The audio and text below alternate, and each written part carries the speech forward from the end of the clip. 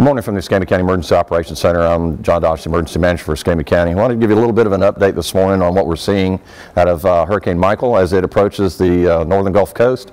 As you can see behind me, basically the eye is located right about here, and as you can see there's a little bit of a line underneath that layer there that shows the forecast track. So based on that graphic right there, it appears that Hurricane Michael is behaving. It's following the forecast track from the National Hurricane Center. We just got off the phone from the National Weather Service in Mobile, and they've confirmed that they are starting to see a little bit of a turn. They expect more of a turn to be visible by about between now and 7 a.m. this morning. So everything is going along track, going as planned or as forecast. And unfortunately, this is a Category 4 storm this morning, and certainly we're going to see a lot of impacts as you get closer to the eye where it makes landfall, which is forecast over in the Apalachicola, Panama City area. Certainly we're still forecast to see tropical storm force winds that should start this morning a little bit after sunrise. We'll see throughout the afternoon, so we all need to be prepared for that. As we go through this, we will be taking questions. If you want to provide some questions, we'll certainly answer those as quickly as we can. But like I said, you can see here the storm is continuing to track, beginning to make its northeast turn a little bit here. The line underneath is the actual Hurricane Center forecast track that shows it going into the Apalachicola area. So it is behaving. A lot of people are getting up this morning with concerns. They're hearing the intensity of the storm and not really quite sure what's going on, but this is just an effort to show you that it is starting to turn a little bit and starting to make that turn, and everything shows that it is going to follow that forecast track. So certainly this is a good thing for us. It gets the storm moving away from us, but it is certainly a bad thing for our neighbors over in the Panama City, Apalachicola area. Everybody needs to keep those folks in your minds and your prayers, because they've got a big day going on with them, and there's certainly going to be some heavy weather over in that part of the world. So at this point, like I say, that was the big message that we wanted to provide, to show you that it is starting to make that turn a little bit, and it is working its way along the forecast track. John, can you tell us what's making it turn? Basically, they've got weather systems coming in. There's a cold front that's coming down, or a cool front. It's not really cold, but a cool front that's coming down that will actually push it more towards the east. So as it starts to make that bend as the front approaches, the front will make it actually move off to the northeast. And since our information that we pushed out last night, I know that this storm has intensed to a Category 5.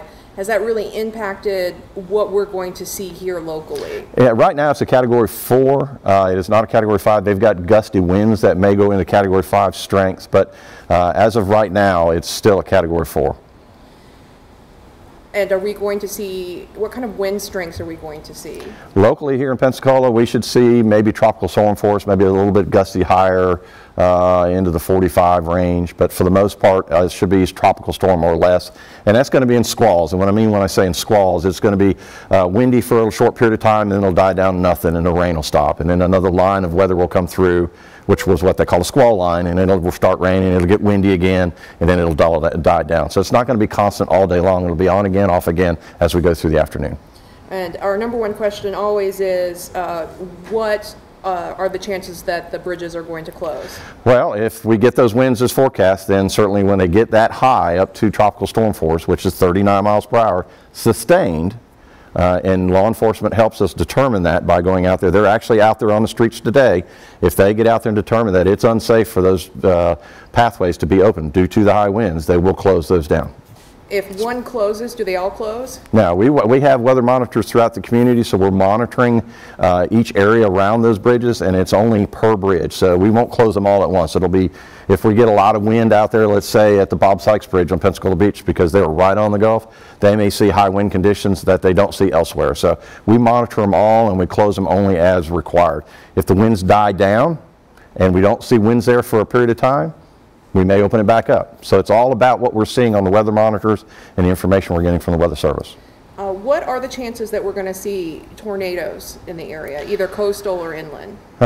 Typically, the majority of the tornadoes that are developed out of hurricanes are on the northeastern quadrant. We're on the western side, but there's always that potential. There's never, when you have any type of tropical event like this or weather event like this, tornadoes are always a possibility, but the chances are much less because we're on this side of the eye.